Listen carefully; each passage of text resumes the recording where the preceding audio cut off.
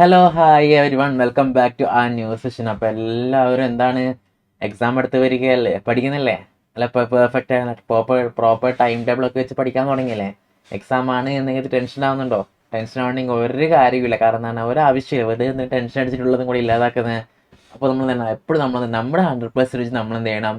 ഈ exam paper നമ്മൾ ഏത് സബ്ജക്റ്റാണോ പഠിക്കുന്നത് അതിൽ നമ്മൾ എന്ത് ചെയ്യാം, നമ്മുടെ എഫേർട്ട് അതിൽ ഇട്ട് കഴിഞ്ഞാൽ നമുക്ക് എന്ത് ചെയ്യാം, നല്ല രീതിയിൽ സ്കോർ ചെയ്യാൻ വേണ്ടി പറ്റും. ഓക്കെ, അപ്പോൾ ഒട്ടും വൈകിപ്പിക്കാൻ നമുക്ക് എന്ത് ചെയ്യാം, നേരെ വീഡിയോയിലേക്ക് പോകാം. കാരണം വീഡിയോ കാണുന്ന ഒട്ടുമിക്ക എല്ലാവരും തന്നെ കുറച്ച് പേരൊക്കെ ക്ലാസ് കഴിഞ്ഞ് വീട്ടിലെത്തി ഒരു ടയേർഡായിട്ട് ഫ്രഷ് ആയിട്ട് ഇരിക്കുന്ന കുട്ടികളാണ്, അല്ലെങ്കിൽ രാവിലെ ഇപ്പോൾ ലീവ് ആണെങ്കിൽ ഫുൾ ഡേ പഠിച്ചു വരുന്ന കുട്ടികളായിരിക്കും. ഓക്കെ, അപ്പോൾ നമുക്ക് ഒട്ടും വൈകിപ്പിക്കാതെ ഇന്നത്തെ ക്വസ്റ്റിലേക്ക് പോകാം. അപ്പോൾ നമ്മൾ ഇന്ന് ഡിസ്കസ് ചെയ്യാൻ വേണ്ടി പോകുന്നത് സെയിൽ ഓഫ് ഗുഡ്സ് ആക്ട് 1930 എന്ന് പറഞ്ഞ ചാപ്റ്ററിലെ യൂണിറ്റ് 2 ആണ്. അതായത് യൂണിറ്റ് 2 എന്ന് പറയുമ്പോൾ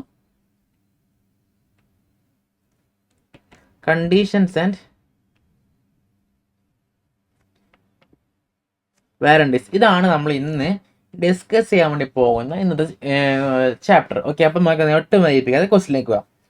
അപ്പോൾ ഇതാണ് നമ്മുടെ ഇന്നത്തെ ക്വസ്റ്റ്യൻ വരുന്നത്. ഓക്കെ, അപ്പോൾ ക്വസ്റ്റ്യൻ നോക്കുകയാണെങ്കിൽ എന്താ പറയുന്നത്, Mister K visited S Makrana marbles for the purchase of marbles and tiles for his newly built house.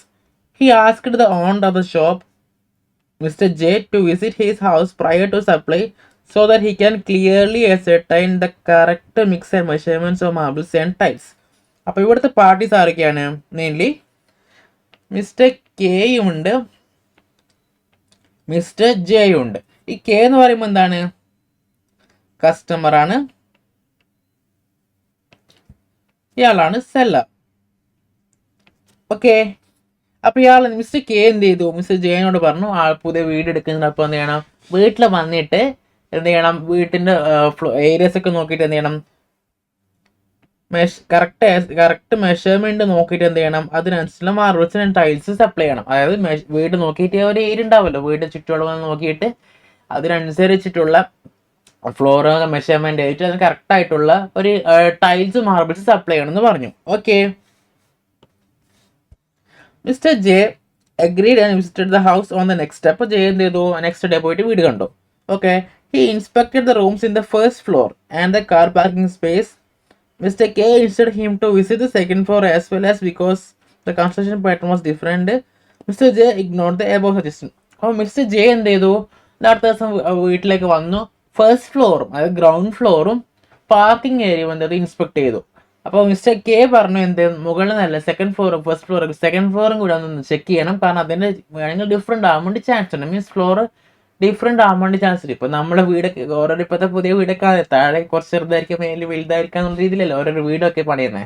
അപ്പോൾ മിസ്റ്റർ കെ പറഞ്ഞു എന്ത്, സെക്കൻഡ് ഫ്ലോറും കൂടെ ഒന്ന് വന്ന് ചെക്ക് ചെയ്യണം. കാരണം ഫ്ലോറൊക്കെ മെഷർമെൻറ്റ് മാറാൻ വേണ്ടി ചാൻസ് ഉണ്ട്. പക്ഷെ ഇത് എന്ത് ചെയ്തിട്ടില്ല, മിസ്റ്റർ ജെ ആക്സെപ്റ്റ് ചെയ്തിട്ടില്ല. ആളെന്ത് ചെയ്തു, അത് ഇഗ്നോർ ചെയ്തു. Okay, Mr. J supplied 146 blocks of marbles as per size of for the rooms and 116 blocks 4 times with the word of caution that the tiles can bear only a reasonable weight. അപ്പോൾ ഇയാൾ എന്ത് ചെയ്തു, mister J എന്ത് ചെയ്തു, 146 blocks of marbles as per size of the rooms and 16 blocks of tiles എന്ത് ചെയ്തു, അതായത് 146 block of മാർബിൾസും 16 ബോക്സ് ടൈൽസും സപ്ലൈ ചെയ്തു. ഓക്കെ, അപ്പോൾ സപ്ലൈ ചെയ്യുമ്പോൾ ഇയാളെ പറഞ്ഞു, മിസ്റ്റർ ജെ പറഞ്ഞിരുന്നു എന്ത്, the tiles can bear only a reasonable weight. അതായത് കറക്റ്റ് മെഷർ, അതായത് ഒരു അധിക ഭാരം ഒന്നും ഈ ടൈൽസിന് ക്യാരി ചെയ്യാൻ വേണ്ടി പറ്റില്ല, ഒരു ലിമിറ്റഡ് വെയിറ്റ് മാത്രമേ ഇതിന് ക്യാരി ചെയ്യാൻ വേണ്ടി പറ്റുള്ളൂ എന്ന് മിസ്റ്റർ ജെ അതായത് സെല്ലർ പറഞ്ഞിട്ടുണ്ട്. Okay, marbles and tiles were successfully laid except on second floor due to different size of the floor marbles. അപ്പം എന്ത് ചെയ്തു, മാർബിൾസ് ആൻഡ് ടൈൽസ് ഗ്രൗണ്ട് ഫ്ലോറും ഫസ്റ്റ് ഫ്ലോറിലും പാർക്കിങ്ങിൽ നമുക്ക് കറക്റ്റ്ലി പ്ലേസ് ചെയ്തിട്ടുണ്ട്. പക്ഷെ സെക്കൻഡ് ഫ്ലോറിൽ എന്ത് ചെയ്തിട്ടില്ല, അത് ഫിക്സ് ചെയ്തിട്ടില്ല. കാരണം എന്തുകൊണ്ട്, മെഷർമെന്റ് മാറിയത് കൊണ്ട്. ഓക്കെ,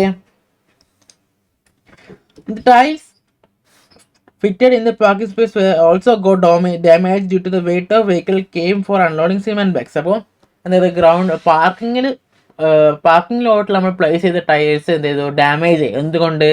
ആ വീട്ടിന് സിമെന്റ് ഇറക്കാൻ വേണ്ടി വന്ന ആ ഒരു ട്രക്കിന്റെ വെയിറ്റ് ഓവർ വെയിറ്റ് ആയതുകൊണ്ട് ടൈൽസ് ഡാമേജ് ആയി. ഓക്കെ.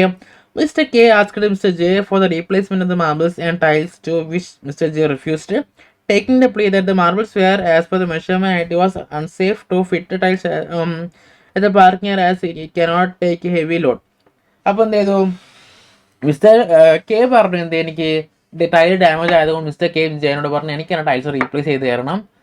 പക്ഷെ മിസ്റ്റർ ജെ എന്ത് പറഞ്ഞു, നിങ്ങൾ എന്നോട് എന്താ പറഞ്ഞത്, കറക്റ്റ് മെഷർമെന്റ് നോക്കി ടൈൽസ് അപ്ലൈ ചെയ്യാൻ. മാത്രമല്ല അയാൾ ഓൾറെഡി പറഞ്ഞിരുന്നു എന്ത്, ഈ ടൈൽസിലൊക്കെ സെർട്ടൻ വെയിറ്റ് മാത്രമേ ക്യാരി ചെയ്യാൻ വേണ്ടി പറ്റത്തുള്ളൂ. മാത്രമല്ല ഇപ്പോഴത്തെ സിറ്റുവേഷൻ വെച്ച് നോക്കുമ്പോൾ ആരും തന്നെ എന്ത് ചെയ്യില്ല, പാർക്കിങ്ങിലോട്ട് ടൈൽസ് ഒന്നും ഫിക്സ് ചെയ്യില്ല. ഓക്കെ, കറക്റ്റ്ലി പറഞ്ഞിട്ട് എന്ത്, Mr. K, Mr. J for replacement marbles. Mr. K refused, taking the plea marbles were as per measurement and it was unsafe to fit tiles at the parking area. ആള് പറഞ്ഞു എന്താണ്, ഈ tiles ഒന്നും parking ഏരിയയിൽ fix ചെയ്യാൻ പറ്റില്ല, കാരണം അത് അൺസേഫ് ആണ്. As it cannot take heavy load, load carry ചെയ്യാൻ പറ്റില്ല. നമ്മളെ വീട്ടിൽ തന്നെ കാണുന്നില്ല ടൈൽസ് ഒക്കെ. അപ്പോൾ ടൈൽസ് ഫിക്സ് ചെയ്യാൻ അത് ഹെവി വെയിറ്റ് വന്നിട്ട് അത് പെട്ടെന്ന് പൊട്ടിപ്പോകുന്നതല്ലേ. Okay. Discuss in the light of above provision of sale of goods. Sale of goods act പ്രകാരം നമ്മൾ ചെക്ക് ചെയ്യാനാണ് പറഞ്ഞത്. എന്താ ചെക്ക് ചെയ്യാൻ പറഞ്ഞത്? Mr. J refused to replace the marbles with reference to doctrine of KVA tempter. KVA tempter വെച്ച പ്രകാരമാണെങ്കിൽ mister ജെക്ക് refuse ചെയ്യാൻ വേണ്ടി പറ്റുമോ? Okay. Entitle duties of both Mister K and Mister J. അപ്പോൾ ഈ കേസിലാണെങ്കിൽ മിസ്റ്റർ കെ ആൻഡ് ജെയുടെ duties എന്തൊക്കെയാണെന്നാണ് first question. Second question വരുമ്പോൾ whether the replacement of damage tiles be imposed on Mister Makrana marbles. അങ്ങനെയാണെങ്കിൽ അത് ഈ മാർബിൾസ് മക്രാന മാർബിൾസിൻ്റെ മുകളിൽ ഈ റീപ്ലേസ്മെന്റ് ഡാമേജ് ഇമ്പോസ് ചെയ്യണം, അത് ക്യാരി ചെയ്യാൻ വേണ്ടി പറ്റുമോ? ഇതാണ് ഈ രണ്ട് ക്വസ്റ്റ്യനാണ് നമുക്ക് തന്നിരിക്കുന്നത്.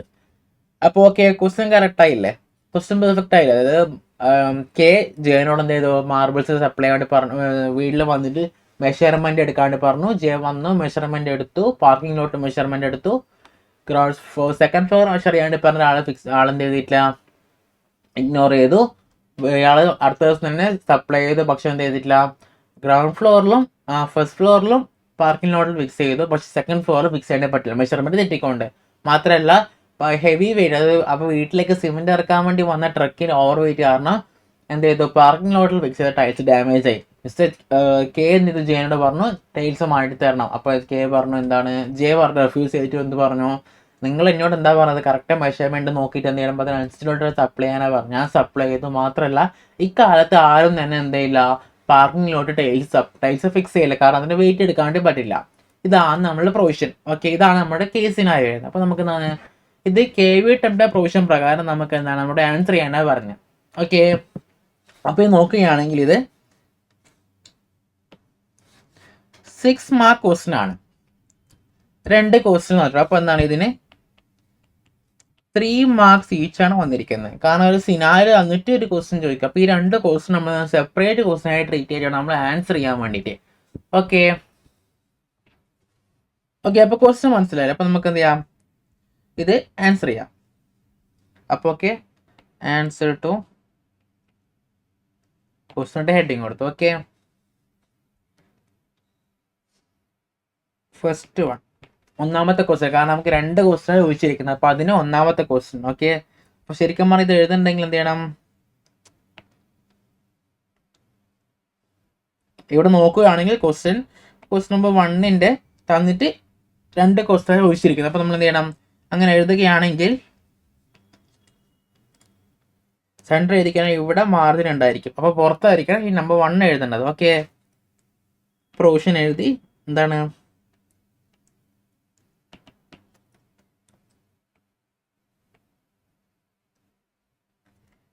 according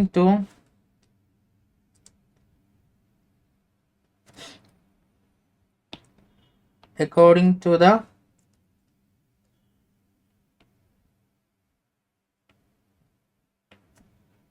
provision of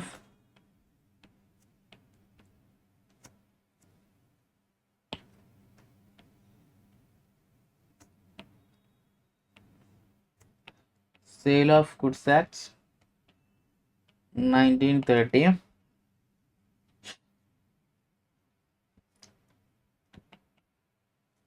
the doctrine of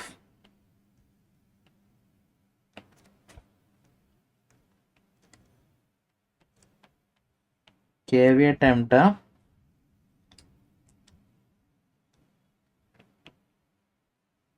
explains that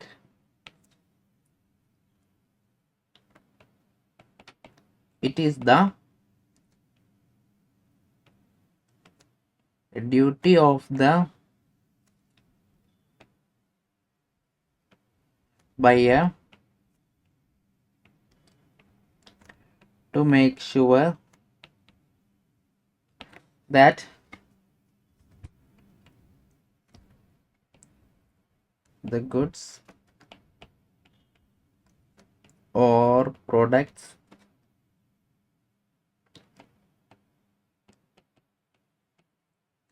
satisfies himself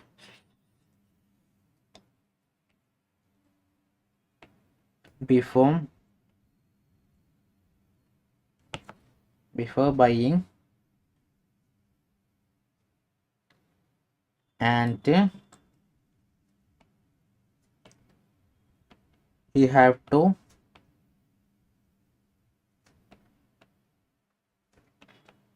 make sure that the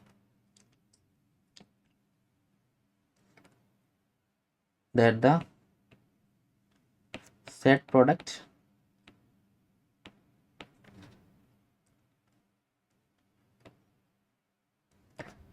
will serve the purpose for which he has bought. Okay, അപ്പൊ ഇതാണ് നമ്മുടെ പ്രൊവിഷൻ. പ്രൊവിഷൻ പ്രകാരം എന്താ പറയുന്നത്? According to the provision of sale of goods act, the doctrine of caveat emptor explains that it is the duty of the buyer to make sure that the goods satisfies himself before buying, and he have to make sure that the said product will serve the purpose for which he has bought. അപ്പം എന്ത് ചെയ്യണം? കേവിയറ്റ് എംപ്റ്റർ rule പ്രകാരം എന്താ പറയുന്നത്? കേവിയറ്റ് എംപ്റ്റർ എന്താ പറയുന്നത്? Let the buyer be aware എന്നല്ല. എന്താ പറയുന്നത്? കേവിയറ്റ് എംപ്റ്റർ പ്രകാരം എന്താ പറയുന്നത്? Let the buyer be aware. ഇതാണ് കേവിയറ്റ് എംപ്റ്റർ റൂൾ പ്രകാരം പറയുന്നത്. അപ്പൊ എന്താണ് എന്താ പറയുന്നത്? Let it is the duty of the buyer to make sure that the goods satisfy himself before buying, and he have to make sure that the said product will serve the purpose of which he has bought. അപ്പം എന്ത് ചെയ്യണം? ബയ്യറിന്റെ ചുമതലയാണ് എന്ത്? ഇയാൾ വാങ്ങുന്ന goods ആൾക്ക് satisfied ആണ്. മാത്രമല്ല ഇത് ഇയാൾ എന്തിനു വേണ്ടിയാണോ വാങ്ങാൻ ഉദ്ദേശിക്കുന്നത് ഇയാളുടെ complete satisfaction കൊടുത്തിരിക്കണം.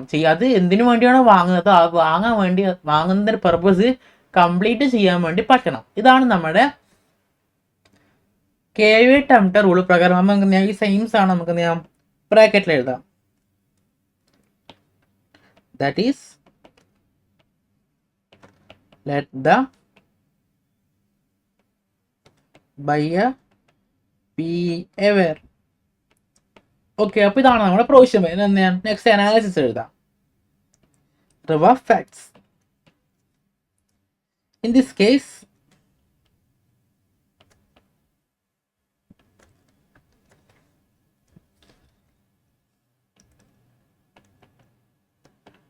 after supplying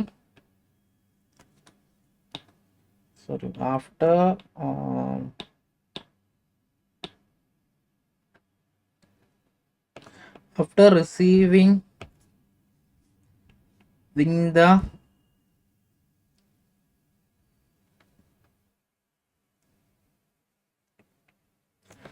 marbles and tiles,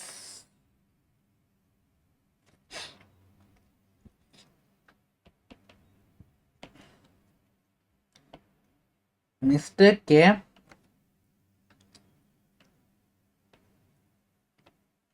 doesn't took any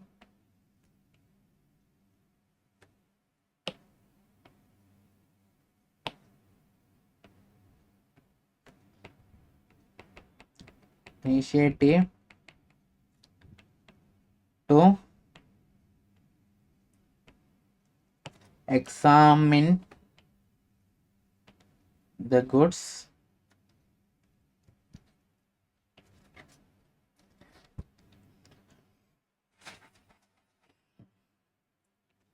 after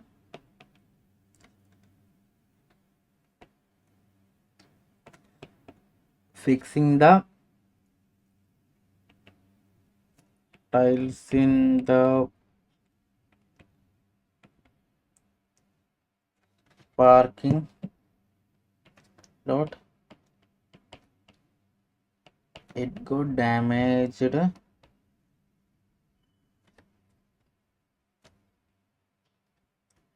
due to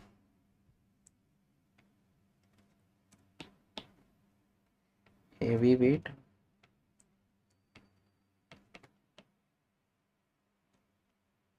caused by the vehicle. Okay, ഇതാണ് നമ്മുടെ പ്രൊവിഷൻ. ഓക്കെ, ഇതാണ് നമ്മുടെ ഫാക്ട് വരുന്നത്. ഓക്കെ, നമുക്ക് കൺക്ലൂഷൻ എഴുതാം. കൺക്ലൂഷൻ നമ്മളോട് എന്താ ചോദിച്ചിരിക്കുന്നത്? ക്യാൻ മിസ്റ്റർ ജെ റെഫ്യൂസ്, നമ്മളോട് ചോദിച്ചിരിക്കുന്നത് ഇവിടെ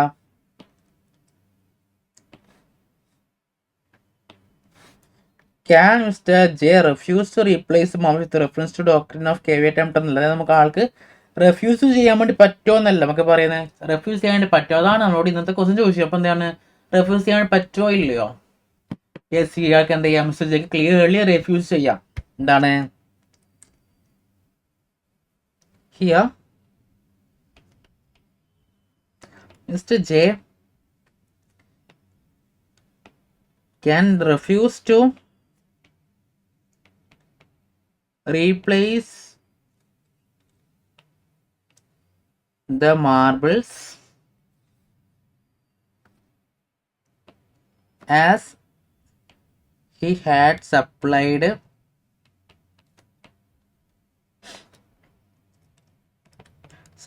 the marbles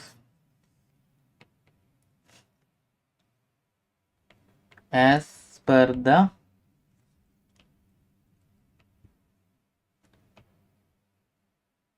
requirement of mistake. അതായത് എന്ത് ചെയ്യാം, ഈ കേസിൽ mister J can refuse to replace the marbles as he has supplied the marbles as per the requirement of mister K. അപ്പം അവിടെ പറഞ്ഞിട്ടുണ്ടെന്നാണ്, മിസ്റ്റർ കെ എന്താ പറഞ്ഞിട്ടുള്ളൂ, വന്നിട്ട് മെഷർമെന്റ് എടുക്കാനേ പറഞ്ഞിട്ടുള്ളൂ. ആ കാലം വന്ന് മെഷർമെന്റ് എടുത്ത് അതിനനുസരിച്ച് ടൈൽസ് സപ്ലൈ ചെയ്തു. അപ്പോൾ ഇവിടെ എന്ത് ചെയ്യത്തില്ല, മിസ്റ്റർ ജെക്ക് കംപ്ലീറ്റ്ലി എന്ത് ചെയ്യാം, റെഫ്യൂസ് ചെയ്യുന്നതുകൊണ്ട് ഒരു കുഴപ്പമില്ല. അത് തൊട്ട താഴത്തിന് അടുത്ത ക്വസ്റ്റ്യൻ ചോദിച്ചിട്ടുണ്ട്, എന്താണ് entitle the duties mister K and Mister J. അപ്പോൾ എന്താണ്, രണ്ടുപേരുടെയും ഡ്യൂട്ടി എന്താണെന്ന് നമ്മൾ ചോദിച്ചിരിക്കുന്നത്. ഓക്കെ, അപ്പോൾ നമ്മൾ ഫസ്റ്റ് വൺ എഴുതാം, എന്ത്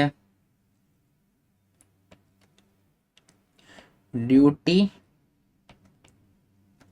of mister K. Mister K എന്ന് പറയുമ്പോൾ ഇവിടെ buyer. Okay,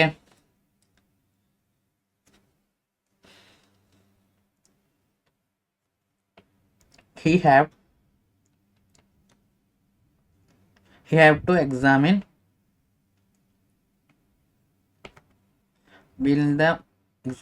the marbles and tiles carefully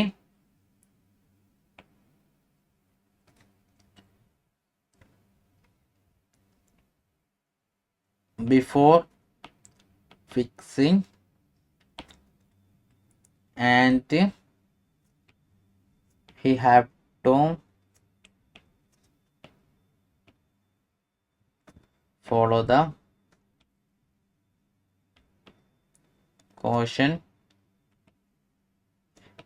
given by mister J. ഇവിടെ മിസ്റ്റർ ജെ ഒരു കാര്യം പറഞ്ഞത്, that is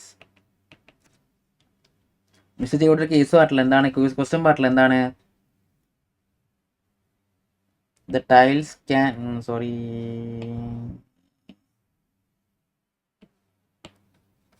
the tiles can bear only a reasonable weight. ഇയാളെ പറഞ്ഞ കേസ് അല്ല അത്, കോഷൻ അല്ല. അപ്പം എന്താണ് അത് ക്യാരി ചെയ്യണം, എന്താണ് that is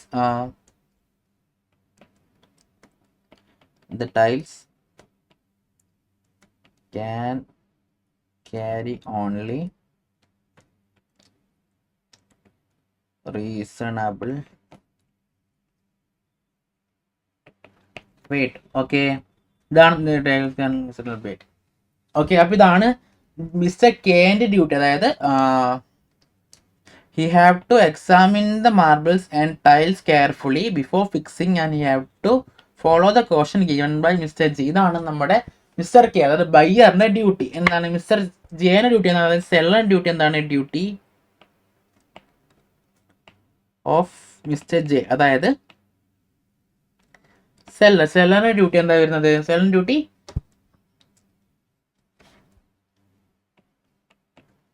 it is the duty of Mr. J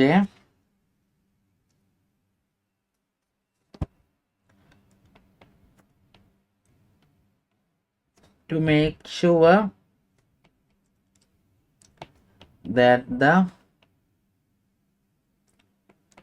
marbles and tiles supplied by him shall fit perfectly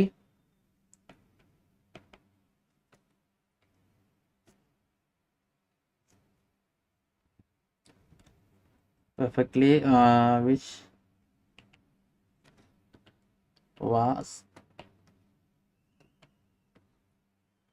required by the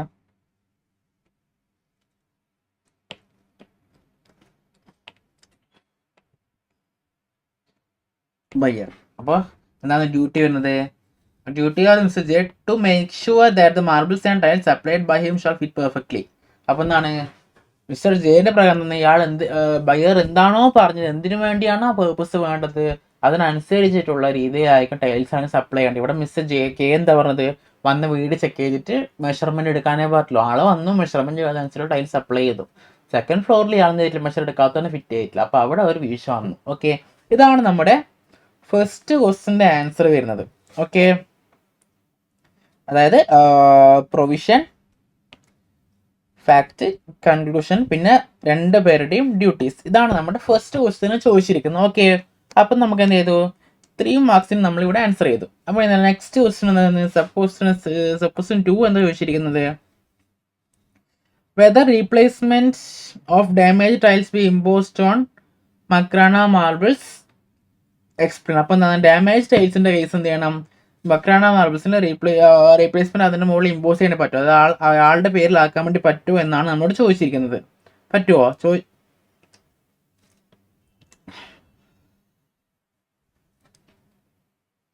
പറ്റുമോ ഇല്ലയോ? പറ്റുമോ? Yes or no? KV ടെംപ്ലർ നമ്മൾ പറഞ്ഞു എന്താണ്? ബയർ ബി എവെയർ ആണ്. ഓക്കെ, ഇവിടെ ഈ കേസിൽ പറ്റുമോ ഇല്ലയോ? സെക്കൻഡ് നമുക്ക് എഴുതി നോക്കാം. According to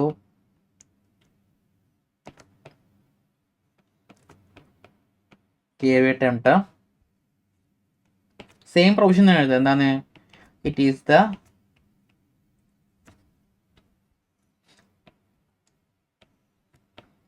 duty of the buyer to satisfy himself before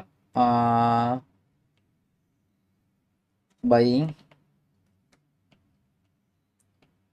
the goods and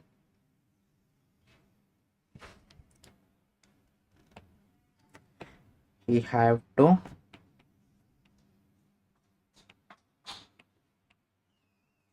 make sure that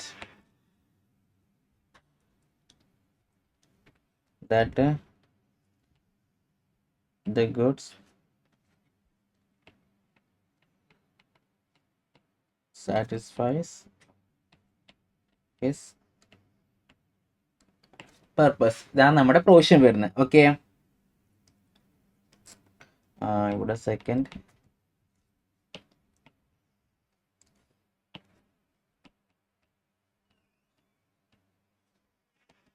provision. Okay.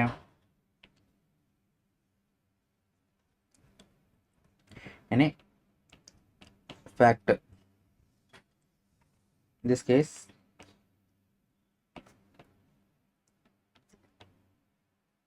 Mr. J supplied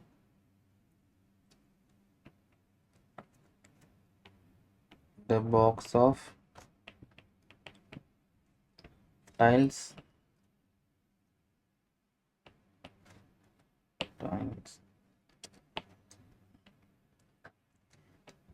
and instructed Mr. K that the tiles can carry only reasonable weight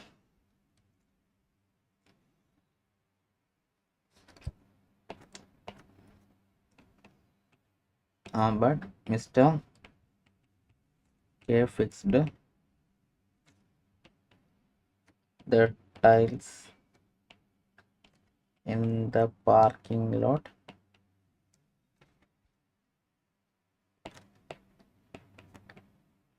and was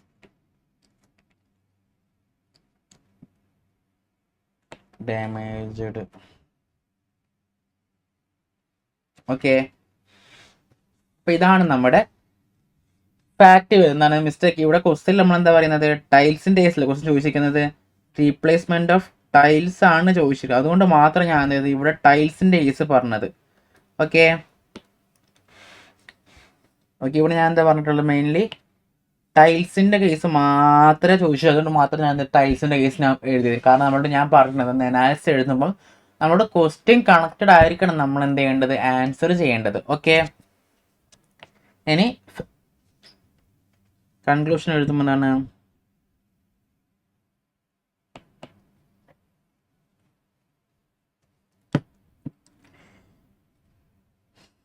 here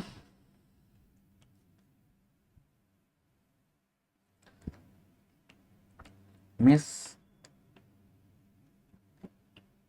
Makrana Marbles is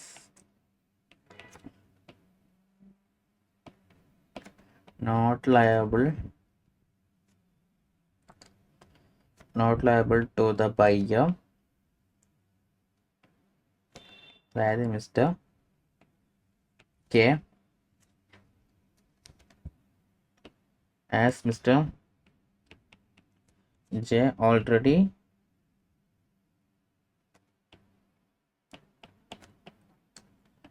instructed that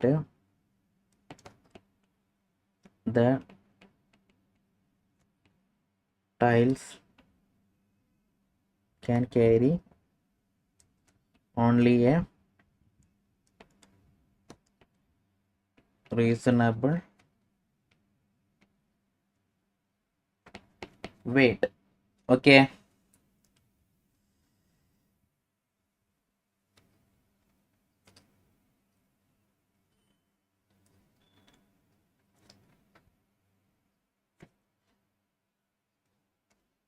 therefore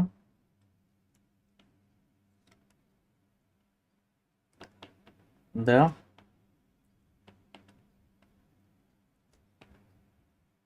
replacement of damaged tiles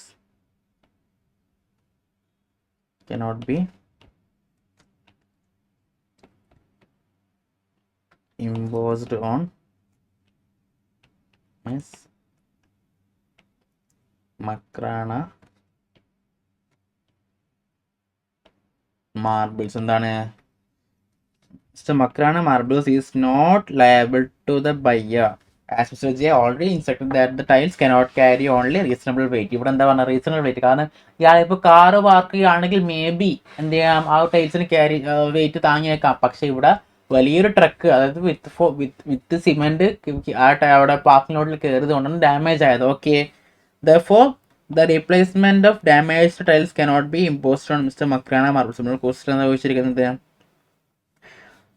ഇത് replace ഇവിടെ ചോദിച്ചിരിക്കുന്നത് damage ടൈൽസിൻ്റെത് impose ചെയ്യാൻ പറ്റുന്നില്ല, അപ്പോൾ replace ചെയ്യാൻ വേണ്ടി പറ്റില്ല. അപ്പോൾ ഇതാണ് നമ്മൾ ഇന്നത്തെ കേസ് വരുന്നത്. അപ്പം നമുക്ക് എന്ത് ചെയ്യാം, ഒറ്റ വായിപ്പിക്കാതെ ആൻസർ ഡിസ്കസ് ചെയ്ത് നമുക്ക് എന്ത് ചെയ്യാം, സെഷൻ മൈൻഡ് അപ്പ് ചെയ്യാം. ഓക്കെ, ഇവിടെ ഫസ്റ്റ് എന്ത് ചെയ്തു, യെസ് മിസ്റ്റർ ജെ നമ്മൾ ഇവിടെ ചെയ്തിരിക്കുന്നത് കൺക്ലൂഷൻ എഴുതിയിട്ട് നേരെ പ്രൊവിഷനിലേക്ക് പോയി. നമുക്ക് അങ്ങനെ എഴുതാൻ കുഴപ്പമില്ല, പക്ഷെ പെർഫെക്റ്റ് ആയിട്ട് എന്താണ് രണ്ട് മെത്തേഡ് നമുക്ക് യൂസ് ചെയ്യാം. പക്ഷെ ഇവിടെ ഞാൻ ചൂസ് ചെയ്ത് നമ്മൾ സാധാരണ രീതിയിൽ എഴുതുന്ന പോലെ പ്രൊവിഷൻ അനാലിസിസ് കൺക്ലൂഷൻ ആണ്. ഇവിടെ എന്ത് ചെയ്തു, നമ്മളുടെ ചോദിച്ചതിലായിട്ട് നമ്മളെന്താ ചോദിച്ചത്, ഇവിടെ റിഫ്യൂസ് ചെയ്യാൻ പറ്റുമോ എന്ന് ചോദിച്ചാൽ അത് ഡയറക്റ്റ്ലി ഫസ്റ്റ് അത് എഴുതിയിട്ട് പ്രൊവിഷനിലേക്ക് കടന്നു എന്നേ ഉള്ളൂ. അങ്ങനെ എഴുതുന്നതുകൊണ്ടും കുഴപ്പമില്ല. ഓക്കെ, ഇവിടെ എഴുതി mister J can refuse the replacement the marbles as he had supplied the marble as per the requirement of the buyer. എന്ത് ചെയ്യാം, മിസ്റ്റർ ജെക്ക് കംപ്ലീറ്റ്ലി റിജക്ട് ചെയ്യാം. കാരണം ഇവിടെ മിസ്റ്റർ ജെ കെ എന്തേ പറഞ്ഞിട്ടുള്ളൂ, വന്ന മെഷർ എടുത്തിട്ട് അതിനനുസരിച്ചിട്ടുള്ള ടൈൽസ് അപ്ലൈ ചെയ്യാനേ പറ്റുള്ളൂ, അതനുസരിച്ചാണ് നിങ്ങൾ സപ്ലൈ ചെയ്തത്. അതുകൊണ്ട് എന്ത് ചെയ്യാം, മിസ്റ്റർ ജെക്ക് ഇത് ക്ലിയർ ആയിട്ട് എന്ത് ചെയ്യാം, നമുക്ക് റെഫ്യൂസ് ചെയ്യാം. അതായത് റെഫ്യൂസ് ചെയ്യാം, അതായത് തിരിച്ചെടുക്കണമെന്ന് പറഞ്ഞത് വേണ്ട, എടുക്കാൻ പറ്റില്ല എന്ന് വേണം പറയാം, ഒരു കുഴപ്പമില്ല. അടുത്ത എന്ത് ചെയ്തു, ഡ്യൂട്ടി ഓഫ് മിസ്റ്റർ കെ എന്ത് ചെയ്തു, he has to examine the marbles and tiles carefully and should follow the question given of mister J എന്നാണ്. ഇവിടെ ബയ്യർ അതായത് മിസ്റ്റർ കെ എന്ത് ചെയ്യണം, ഗുഡ്സ് കിട്ടിക്കഴിഞ്ഞാൽ അത് ഫിക്സ് ചെയ്തതിന് മുമ്പ് എക്സാമിൻ ചെയ്യണം. എന്താണ് ഇയാൾ ഈ ഗുഡ്സ് എല്ലാം പെർഫെക്റ്റ് ആണോ, അതായത് ടൈൽസ് ഡാമേജ് ഉണ്ടോ അത് പെർഫെക്റ്റ് ചെയ്യണം.